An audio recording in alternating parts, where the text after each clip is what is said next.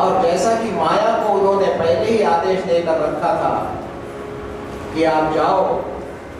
और नंदराज के यहाँ यशोदा के गर्भ में प्रविष्ट हो जाओ। यशोदा जी वृद्धावस्था के पास आ गई थी, उनको कोई पुत्र नहीं था और इसलिए उनको भी पुत्र सुख देना था, संतान सुख देना था।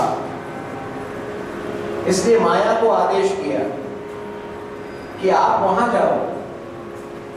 और यहां देवकी के गर्भ से जन्म लेने के पश्चात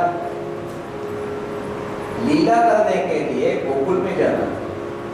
क्योंकि भगवान श्री कृष्ण का अवतार ये लीला अवतार है।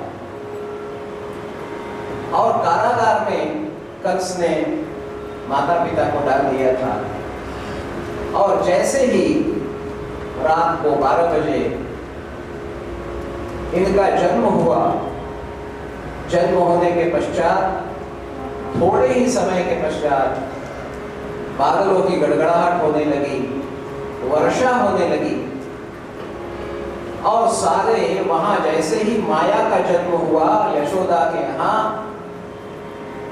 माया आवृत हो गई और माया आवृत होने के पश्चात कारागार में सर्वत्र प्रकाश हुआ और जितने भी सेवक थे, रक्षक थे, बंदी रक्षक थे, उन सब को मोह की निद्रा प्राप्त हो और सारे लोग मोह की निद्रा में ग्रस्त हो गए। जो बेड़ियां पड़ी हुई थी अपने आप खुल गई भगवान की कृपा से। कारागार का मुख्य द्वार था वो भी खुल गया और भगवान ने बताया पिता श्री वासुदेव को कि हमको ले चलिए नंदराज के यहाँ। वहां पर इनके खाने की एक टोकरी पड़ी हुई थी जिसमें इनको खाना आता था, उसमें एक कपड़ा डाला